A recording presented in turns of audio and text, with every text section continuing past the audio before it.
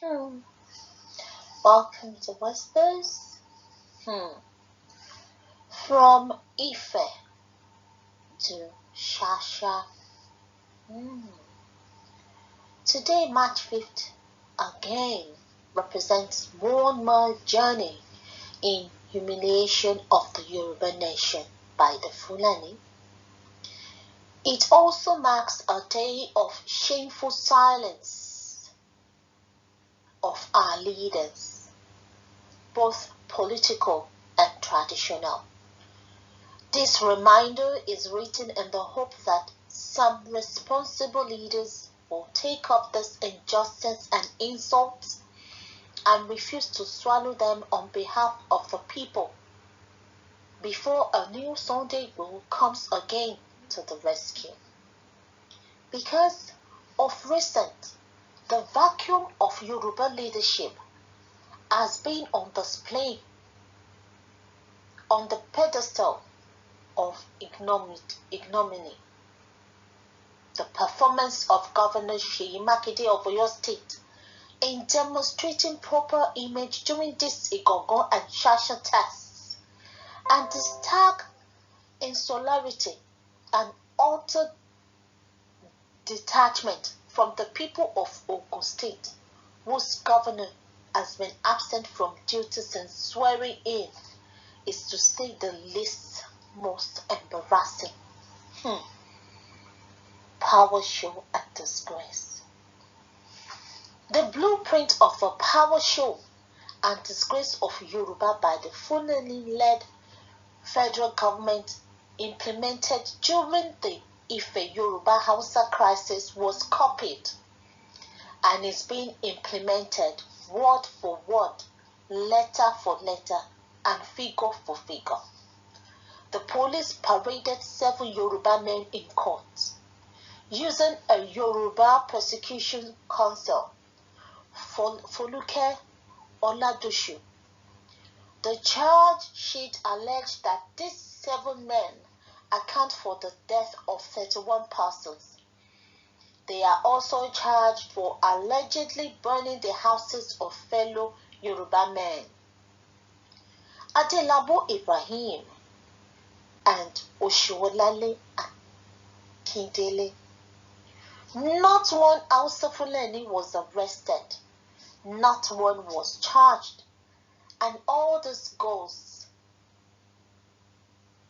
And as this goes, 7 Yoruba men have allegedly killed and destroyed fellow Yoruba property and killed 31 in a fracas between Hausa Fulani and Yoruba. It was as if the Fulani and Hausa did not exist in SHASHA.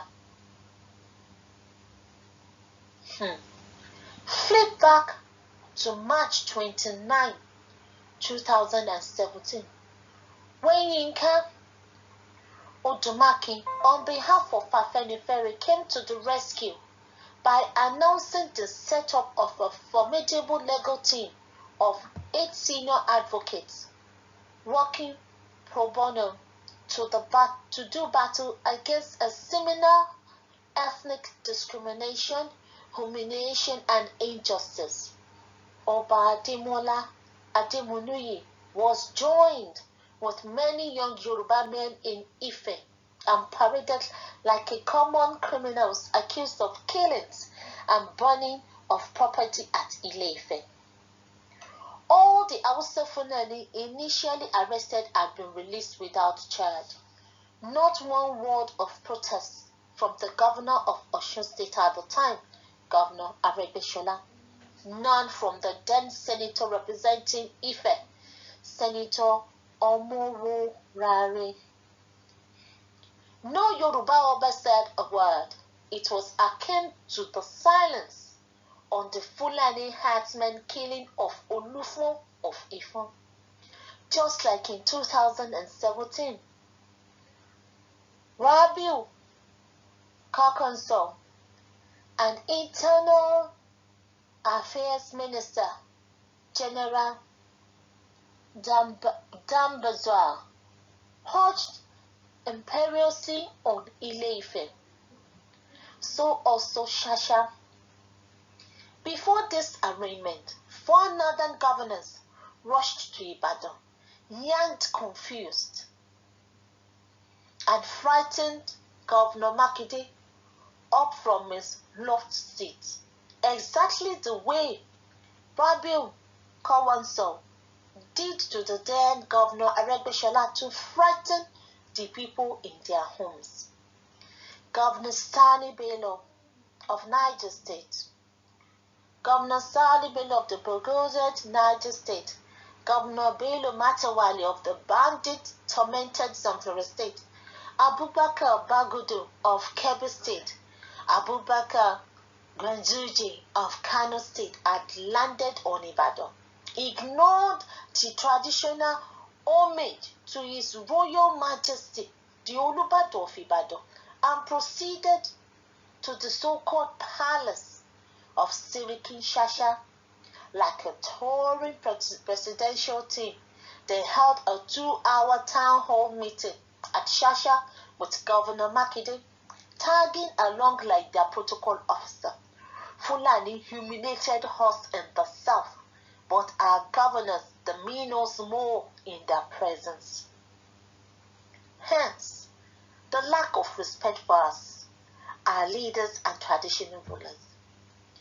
I am recalling the events of 4 years ago, almost on the dot of the clock, Fulani Hausa versus Yoruba crisis, to explain the insult repeated with complete disregard. Dateline, March 9, 2017, Ile-Ife. Tiny pockets of tension had manifested since Buhari became president. Ife Sabo Community Market had won a new coat of arrogance, courtesy of northern settlers. Periodic marchings from far north and other literate traders. The Hausa Fulani community had begun to assume a new air of inflicted and insulting attitude. Confidence in their new status had prompted some of the men to start toasting Yoruba married traders, making card calls at those who refused their insulting advances. It all started on March 8, 2017, between a Hausa Kolanot trader in some confrontation with a robust and flirty Yoruba woman over matters suspected to be seriously private. The man slapped and beat her up. The intervention of Yoruba traders and passers-by was all northerners needed to teach their hosts a lesson about the powers they have now, about the powers they have now acquired vicariously from Abuja. It had been obvious, judging from the body language of President Buhari, that the Fulani was not only in government, but that all Muslim core northerners are now in power. And Sabo Market Malams were fully in the mode to exhibit and exercise it by throwing contempt at whatsoever is in doubt. So, history once again has been repeated. So it has happened before in Ile-Ife back in 2017. And it was well enacted again in SHASHA. Wow. There you have it, guys.